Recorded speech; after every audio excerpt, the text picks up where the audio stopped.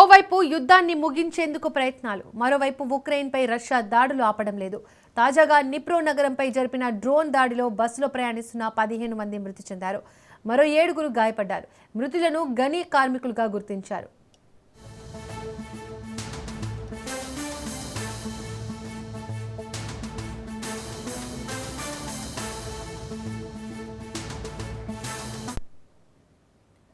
ఆ బస్సు తమదేనని ఉక్రెయిన్లోని అతిపెద్ద విద్యుత్ ఉత్పత్తి సంస్థ డిటిఈకే తెలిపింది.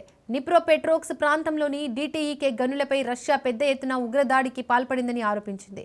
ఈ క్రమంలోనే షిఫ్ట్ ముగిసిన తర్వాత ఇంటికి బయలుదేరిన కార్మికుల బస్సుపై డ్రోన్ దాడి జరిగినట్టు తెలిపింది. ఘటనా స్థలంలో మంటలు చెలరేగినట్లు వెల్లడించింది.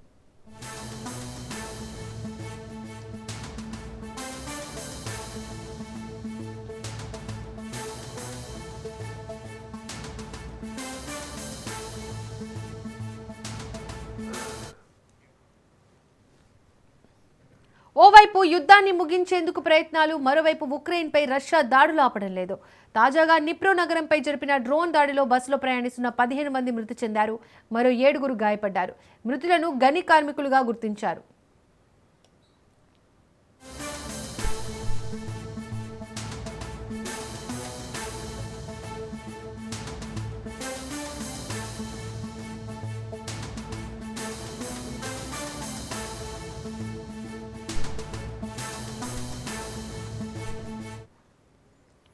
ఆ బస్సు తమదేనని ఉక్రెయిన్లోని అతిపెద్ద విద్యుత్ ఉత్పత్తి సంస్థ డిటిఈకే తెలిపింది.